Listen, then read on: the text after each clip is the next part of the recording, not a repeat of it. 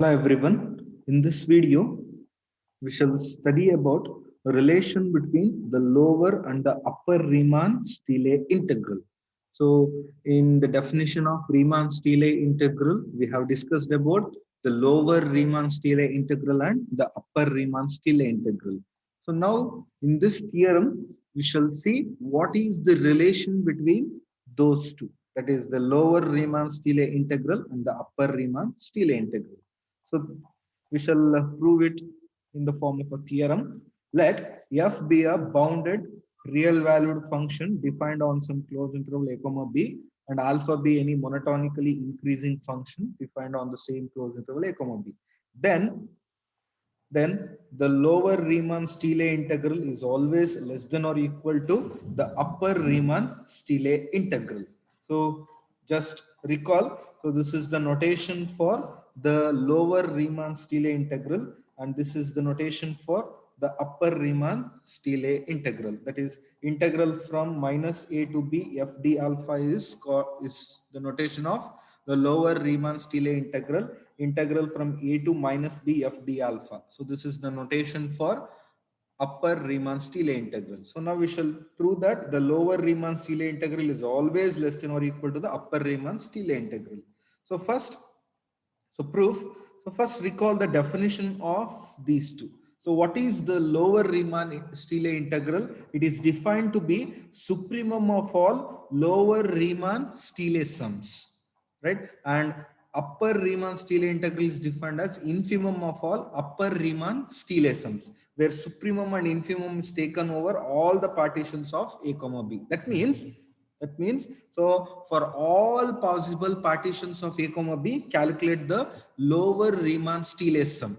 Then it forms a non-empty set of real numbers which is bounded above. We have seen that. So then its supremum will exist. So the set of all lower Riemann-Stieltjes sums is a non-empty set of real numbers which is bounded above. So its supremum exists, and the supremum of all lower Riemann-Stieltjes sums is taken as the lower Riemann-Stieltjes integral, and similarly infimum of all upper Riemann-Stieltjes sums is taken as the upper Riemann-Stieltjes integral. So now we have to relate these two. So for that, so start with any two partitions of a comma b. Let p1 and p2 be any two partitions of a comma b. So then define p to be p1 union p2.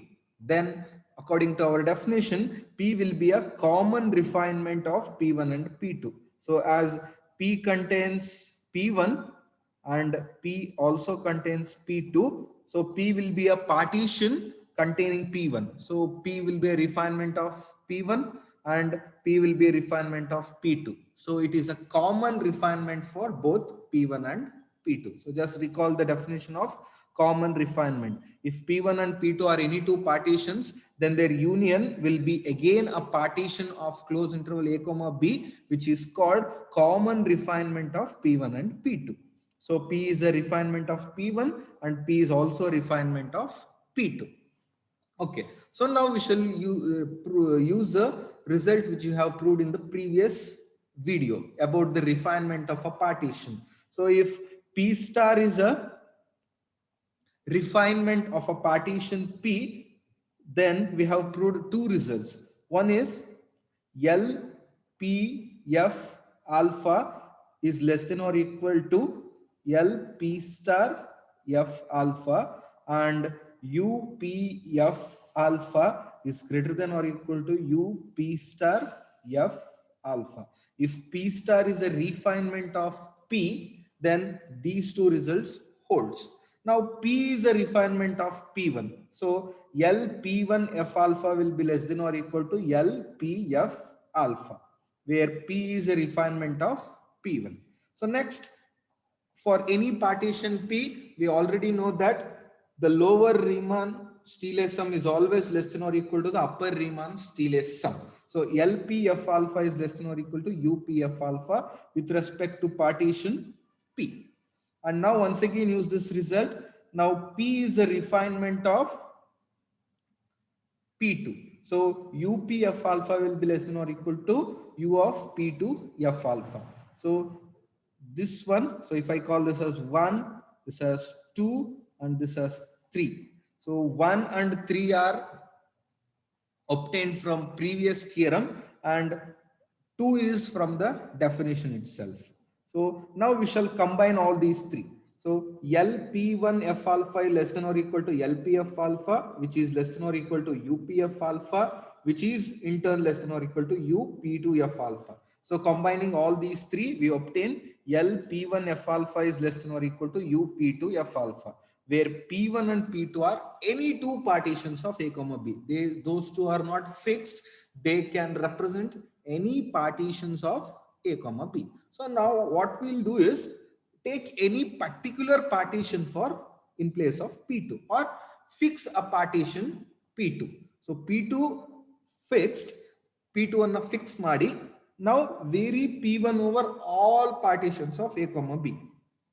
So put all possible partitions in place of P1, and P2 is kept fixed. So as P2 is fixed, the right hand side term, so this will be fixed. It will be a fixed number. But on the left hand side, P1 is varying. P1 is varying. So as P1 varies over all partitions, so this number is always less than or equal to UP2F alpha. So that means keeping P2 fixed and varying P1 over all partitions of A comma B, we can observe that the right hand side term becomes actually an upper bound for all these terms as P1 varies over all partitions of A comma B. As P1 varies over all partitions of A comma B, you will get all possible lower Riemann-Stieltjes sums. You will get all possible lower Riemann-Stieltjes sums. So all those will be less than or equal to UP2 F alpha. So it is an upper bound, and all these lower Riemann-Stieltjes sum has a supremum. So supremum means what? It is the least upper bound. So all these numbers have least upper bound, and this is one of a upper bound. So any upper bound will be greater than or equal to the least upper bound. So that is supremum of all lower Riemann-Stieltjes sums is less than or equal to UP2F alpha, as UP2F alpha is a upper bound for these numbers. But supremum of LP1F alpha is what? It is nothing but the lower Riemann-Stieltjes integral, right? So supremum of all lower Riemann-Stieltjes sums is nothing but lower Riemann-Stieltjes integral.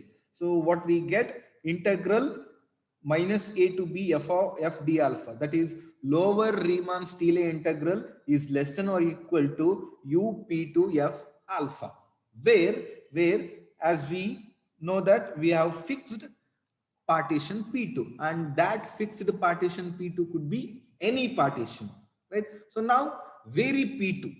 P2 was some fixed partition, and there is no restriction to fix only this particular partition. We can fix any partition. So repeat the above procedure with varying partition. So now vary P2. So on the left hand side, we have the Riemann-Stieltjes integral, that is the lower Riemann-Stieltjes integral. So it is a particular value, it is a fixed value. So now the left hand side is fixed. So this is fixed. What is the right hand side? So if you vary P2 over all partitions of A comma B, then the right hand side varies. So it varies over all possible upper Riemann-Stieltjes sums. For any partition P2, UP2F alpha represents upper Riemann-Stieltjes sum. And if P2 varies over all partitions of A comma B, you will get all possible upper Riemann-Stieltjes sums. And this inequality shows that all the upper Riemann-Stieltjes sums are bounded below by the lower Riemann-Stieltjes integral. But these numbers, all upper Riemann-Stieltjes sums have infimum. That means these numbers have greatest lower bound. So as these numbers have greatest lower bound, and this is one of the lower bound, so any lower bound will be less than or equal to the greatest lower bound, right? So now varying P2 over all partitions of A comma B, we observe that the lower Riemann-Stieltjes integral is actually becomes a lower bound for all possible upper Riemann-Stieltjes sums. So it forms a lower bound. So any lower bound will be less than or equal to the greatest lower bound, that is infimum of all upper Riemann-Stieltjes sums. But infimum of all upper Riemann-Stieltjes sums is taken as the upper Riemann-Stieltjes integral. So this inequality shows that the lower Riemann-Stieltjes integral is actually less than or equal to the upper Riemann-Stieltjes integral. So which is a easy proof to observe that for any bounded real valued function and a monotonically increasing function alpha, the lower Riemann-Stieltjes integral is always less than or equal to the upper Riemann-Stieltjes integral. Or in other words, the lower Riemann-Stieltjes integral cannot exceed the upper Riemann-Stieltjes integral. So this is a very important observation with respect to the lower and the upper Riemann-Stieltjes integral. So this completes the proof. So now we shall mark a note here. By the above theorem, what we have? So lower Riemann-Stieltjes integral is less than or equal to the upper Riemann-Stieltjes integral. But what is this lower Riemann-Stieltjes integral? It is actually the supremum of all lower Riemann-Stieltjes sums. So supremum means what? It is the least upper bound. So this is an upper bound for all lower Riemann-Stieltjes sums. And on the other hand, what is this? It is the upper Riemann-Stieltjes integral, and it is defined as the greatest lower bound of all upper Riemann-Stieltjes sums. What it means? It is a lower bound for all upper Riemann-Stieltjes sums. So just combining this or writing this inequality in short, so what we get? So LPF alpha, that is lower Riemann-Stieltjes sum, is always less than or equal to the lower Riemann-Stieltjes integral, which is less than or equal to the upper Riemann-Stieltjes integral, which is less than or equal to the upper Riemann-Stieltjes sum.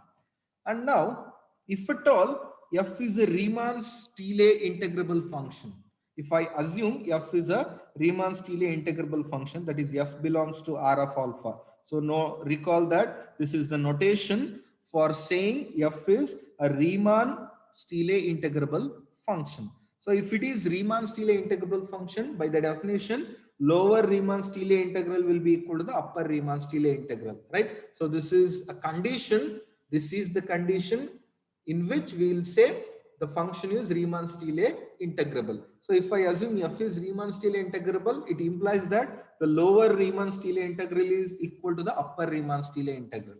So now this is actually a particular case of this inequality. So what this inequality says, so the lower Riemann-Stieltjes integral and the upper Riemann-Stieltjes integral always lie in between the lower Riemann-Stieltjes sums and the upper Riemann-Stieltjes sums. So these numbers always lie in between these two numbers. So, and these two are related by less than or equal to. So this number could be less than this number, or it could be equal to also. And when it will be equal, whenever it is a Riemann-Stieltjes integrable function. So whenever these two are equal, so we take the common value as the Riemann-Stieltjes integral of f, and the common value once again lies in between the lower Riemann-Stieltjes sum and the upper Riemann-Stieltjes sum. So this is a very important inequality with respect to the Riemann-Stieltjes integral of a function. If at all the Riemann-Stieltjes integral of a function exists, it always lies in between lower Riemann-Stieltjes sum and the upper Riemann-Stieltjes sum for any partition P. So if you calculate lower Riemann-Stieltjes sum and upper Riemann-Stieltjes sum for any partition, then those two numbers satisfy this condition. Or in other words, the Riemann-Stieltjes integral of any function f lies in between the lower Riemann-Stieltjes sum and the upper Riemann-Stieltjes sum.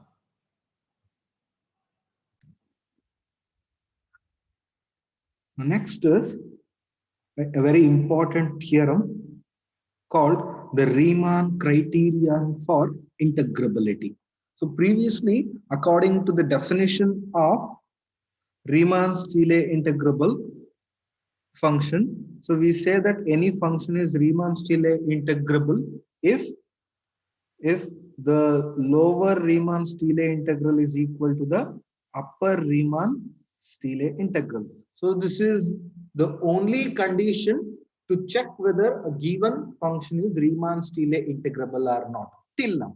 So now the present theorem which we are proving now gives you a new condition to check a given function is Riemann-Stieley integrable or not, other than using the definition. So the statement is, let f be a bounded real valued function defined on some closed interval a comma b, and alpha be a monotonically increasing function defined on the same closed interval a comma b. Then f is Riemann-Stieley integrable on closed interval a comma b if and only if for every epsilon there exists a partition p of closed interval a comma b such that UP f alpha minus LP f alpha is less than epsilon. So this condition gives you another condition to check whether a given function is Riemann-Stieley integrable or not. So other than the definition, so this condition helps you in checking the given function is Riemann integrable or not. As it is an if and only if condition, so there are two parts. So what are those parts? So if f is Riemann integrable on a comma b, it should imply that condition. And conversely, if that condition is true, f has to be Riemann integrable. So the first condition can be quoted as it is a necessary condition for a function to be Riemann-Stieley integrable. Any function which is Riemann-Stieley integrable should satisfy this condition. So it is a necessary condition. And conversely, if any function satisfy this condition, the condition, as I told here, for every epsilon, there has to be a partition P with the property that UP of alpha minus LP of alpha less than epsilon. If any function satisfy this condition, then f has to be Riemann-Stieley integrable. So if this condition is satisfied, it is sufficient to say f is Riemann-Stieley integrable. So this theorem nothing but gives you a necessary and sufficient condition. So first of all, this condition is necessary because if f is any Riemann-Stieley integrable function, then it has to satisfy this condition. So it is a necessary condition for a Riemann-Stieley integrable function. And conversely, if any function satisfy this condition, it is sufficient. This condition is sufficient to say f is Riemann-Stieley integrable. So in other words, this theorem can be stated as a necessary and sufficient condition for a bounded real valued function f with some monotonically increasing function alpha to be Riemann-Stieley integrable is that for every epsilon there is a partition P such that UPF alpha minus LPF alpha is less than epsilon. Right? So this is a condition which is necessary and also sufficient for a function to be Riemann-Stieley integrable. Right? So as now we shall prove this. This contains two parts. One is the direct part, the other is the converse part. So in the direct part, first we shall assume it is f is Riemann-Stieley integrable on the closed interval a comma b. Assume that f is Riemann-Stieley integrable on closed interval a comma b. So according to our definition, what it should imply, lower Riemann-Stieley integral has to be equal to the upper Riemann-Stieley integral. So and the common value is taken as the Riemann-Stieley integral of f with respect to alpha over the closed interval a comma b. So as f is Riemann-Stieley integrable on a comma b, by the definition, the lower Riemann-Stieley integral is equal to the upper Riemann-Stieley integral, and the common value is taken as the Riemann-Stieley integral of f over the closed interval a comma b with respect to alpha. But what is the lower Riemann-Stieley integral? It is supremum of all lower Riemann-Stieley sums. And what is the upper Riemann integral? It is nothing but infimum of all upper Riemann-Stieltjes sums. So these two are equal, and the common value is taken as the Riemann-Stieltjes integral of f with respect to alpha over the closed interval a comma b. So there are two things here. So this value is equal to supremum of all the lower Riemann-Stieltjes sums, and this is nothing but also the infimum of all upper Riemann-Stieltjes sums. So we shall use these two conditions one by one. Now, first of all,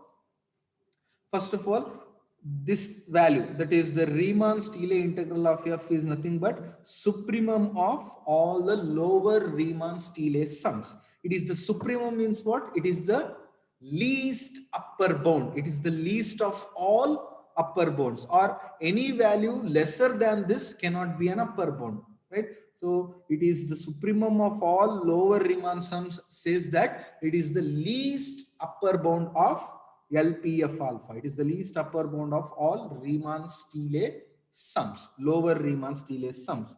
So it is, as it is the least upper bound, or it is the least of all upper bounds, no other number less than this cannot be an upper bound. So let epsilon be any positive value, then consider the Riemann-Stieltjes integral of f minus epsilon by 2. So that is, this represents any value less than the least upper bound of all lower Riemann sums. Least upper bound of all lower Riemann-Stieltjes sums is this value, and now I have taken any value less than that. So Riemann-Stieltjes integral of f minus epsilon by 2. So this represents a value less than the least upper bound. So as it is less than the least upper bound, it cannot be an upper bound. So it cannot be an upper bound for all lower Riemann-Stieltjes sums means, so there is a lower Riemann-Stieltjes sum which is greater than this one. So this number cannot be an upper bound means it will be an upper bound if it is greater than or equal to all the lower Riemann-Stieltjes sums, but it is not true. So it is not greater than or equal to all the lower Riemann-Stieltjes sum means there is a lower Riemann-Stieltjes sum which is in fact greater than this element only, as it is not an upper bound. So now call this as equation 1. Now we shall use the other equality. So the Riemann-Stieltjes integral of f is now infimum of all upper Riemann-Stieltjes sums. It is the infimum means what? It is the greatest lower bound of all upper Riemann-Stieltjes sums. Or in other words, it is the greatest of all lower bounds. No other element greater than that cannot be a lower bound. Now consider any element or any number greater than that greatest lower bound. So Riemann-Stieltjes integral of f plus epsilon by 2. So you can see here, as epsilon is positive, this value indicates a value greater than the greatest lower bound of all the upper Riemann-Stieltjes sum. So any number greater than the greatest lower bound cannot be lower bound. So this number cannot be a lower bound means when it will be a lower bound if it is less than or equal to all the upper Riemann-Stieltjes sums. It is not the lower bound means, so some upper Riemann-Stieltjes sum is in fact less than this number. So there exists an upper Riemann-Stieltjes sum which is in fact less than Riemann-Stieltjes integral of f plus epsilon by 2. So call this as equation 2. So what is equation 1? So there is some lower Riemann-Stieltjes sum which is greater than this value. So there is some Riemann-Stieltjes sum means, so we will calculate lower Riemann-Stieltjes sum for every partition. So for some partition P1, there is a lower Riemann-Stieltjes sum which is greater than this value. Similarly, equation 2 says that there is some partition P2 such that the upper Riemann-Stieltjes sum of P2 F alpha is less than this one. Now we shall combine 1 and 2. So for that, as we have two partitions, so here in equation 1 we have P1 and here equation 2 we have P2, right? So call P as P1 union P2, right?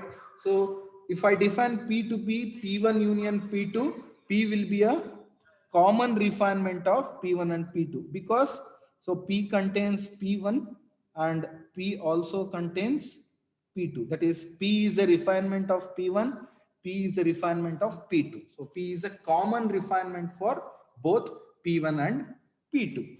So now first of all, as P is a refinement of P2, UP alpha will be less than or equal to UP2 F alpha, where from equation 2, UP2 F alpha is less than Riemann-Stieltjes integral of F plus epsilon by 2.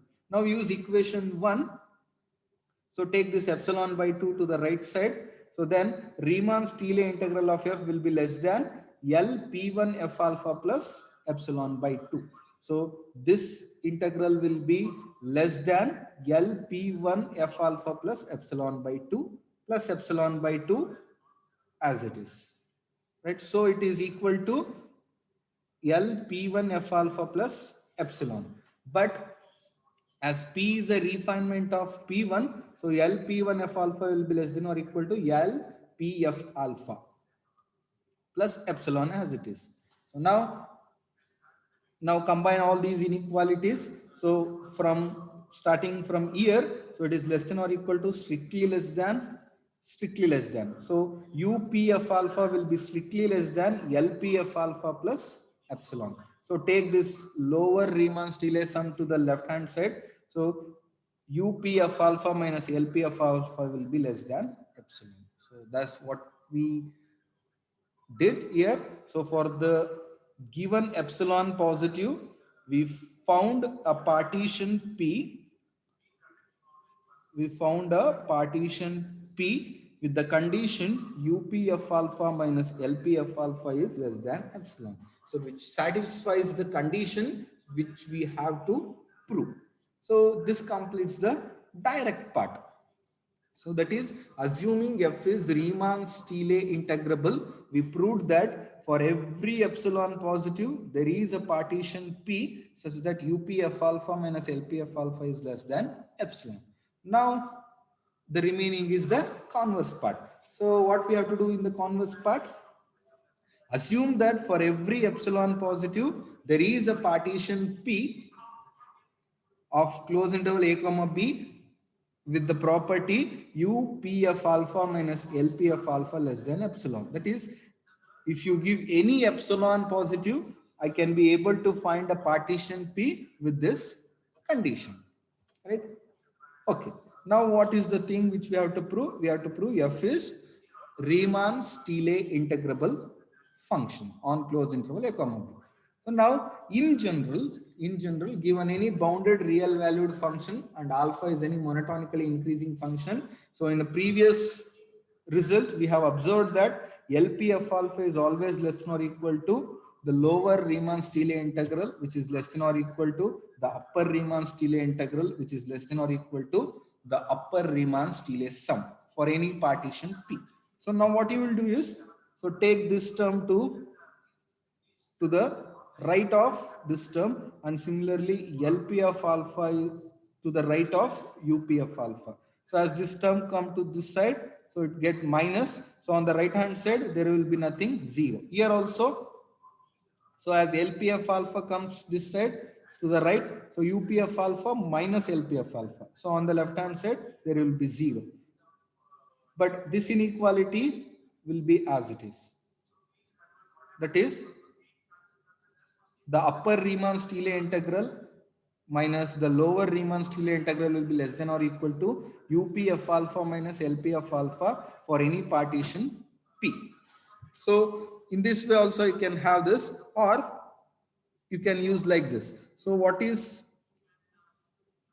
the upper Riemann-Stieltjes integral? It is the infimum of all upper Riemann-Stieltjes sums. So it is a lower bound, right?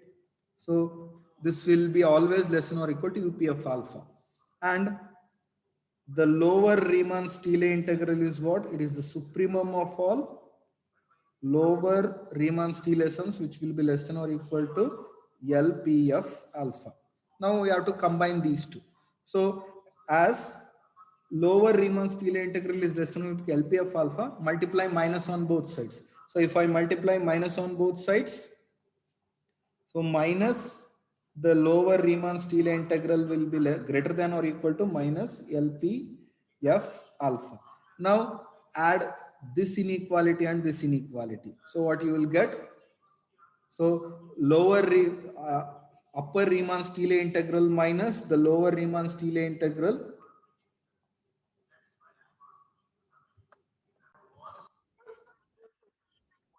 So what is lower Riemann-Stieltjes integral? It is the supremum of all lower Riemann-Stieltjes sums. So that is, it is an upper bound greater than or equal to all. So as lower Riemann-Stieltjes integral is greater than or equal to LPF alpha. So take the negative on both sides.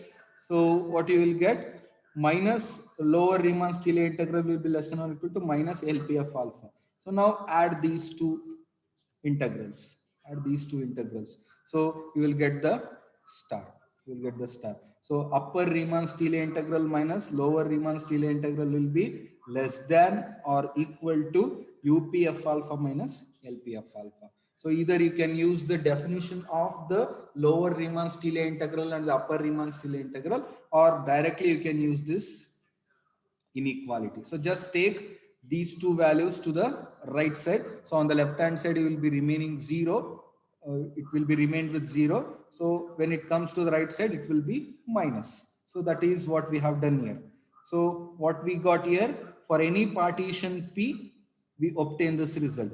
So the difference of the upper Riemann-Stieltjes integral and the lower Riemann-Stieltjes integral is always less than or equal to UPF alpha minus LPF alpha. Right? Here P is any partition. So this condition holds for any partition. Now it is the time to use the hypothesis. So what does the hypothesis says? If you give any epsilon, it will find a partition P with the condition that UPF alpha minus LPF alpha is less than epsilon. So start with an epsilon positive. So let epsilon greater than 0 be given. So then by the hypothesis, what we obtain a partition, say P1 of closed interval a comma b, such that u P1 f alpha minus L P1 f alpha will be less than epsilon. So now by using star, so star holds for all partitions. In particular, the star should hold for the partition P1 also. So the difference of the upper Riemann-Stieltjes integral and the lower Riemann-Stieltjes integral has to be less than or equal to u P1 f alpha minus L P1 f alpha. So which is in turn less than epsilon by the hypothesis. So what we get, so this difference is greater than or equal to 0 and has to be less than epsilon. So since epsilon is arbitrary, epsilon greater than 0 is arbitrary. So what we can conclude, so epsilon can be any positive value. So that means, so this has to be a non-negative value. It has to be greater than or equal to 0, but less than every positive value. It has to be less than every positive value. So the only possibility is it has to be equal to 0. It cannot be greater than 0. So by this inequality, so this difference is greater than or equal to 0. It could be greater than 0 or equal to 0, but it has to be less than epsilon, where epsilon is any positive value. That means this difference has to be less than every positive value. So the only possibility is this difference has to be 0. It cannot be positive, because what happens if it is positive? So if the difference becomes positive, that is upper Riemann-Stieltjes integral minus lower Riemann-Stieltjes integral. Suppose it is positive, then between any two reals I can find a rational. So what I can do, so between 0 and this number, so I can find some rational number. So what this indicates, there is a positive number which is less than this, but according to this condition, every positive value has to be greater than this value, but assuming this difference is positive, you can find a positive value less than this value. So which leads to a contradiction to this fact. So this number has to be equal to 0. It cannot be positive. If it becomes positive between these two numbers, between 0 and this number, you can find a rational number, say epsilon dash. Epsilon dash. Then what it means? Epsilon dash is a positive value less than this difference. But what this condition says? What this condition says, this difference has to be less than every positive value, but in this case this difference is actually greater than some epsilon, that is for some positive value, so which leads to a contradiction. So the difference has to be 0, it must be 0. So difference is 0 means the numbers has to be equal, that is the lower Riemann integral, lower Riemann-Stieltjes integral will be equal to the upper Riemann-Stieltjes integral. And whenever this condition holds, we can say f is Riemann-Stieltjes integrable function on the closed interval a comma b. So which completes the result. So we now proved a very important result, which is called the Riemann criterion for integrability. So what it says, any real valued bounded function with some monotonically increasing function alpha. So f will be Riemann-Stieltjes integrable on some closed interval a comma b if and only if for every epsilon there is a partition p such that UPF alpha minus LPF alpha is less than epsilon. So which forms or which gives you a very important condition to verify a given function is Riemann-Stieltjes integrable or not. So from now on, instead of using the definition of Riemann-Stieltjes integration to verify a given function is Riemann-Stieltjes integrable, so you can use this condition. So whenever this condition is true, so f will be Riemann-Stieltjes integrable.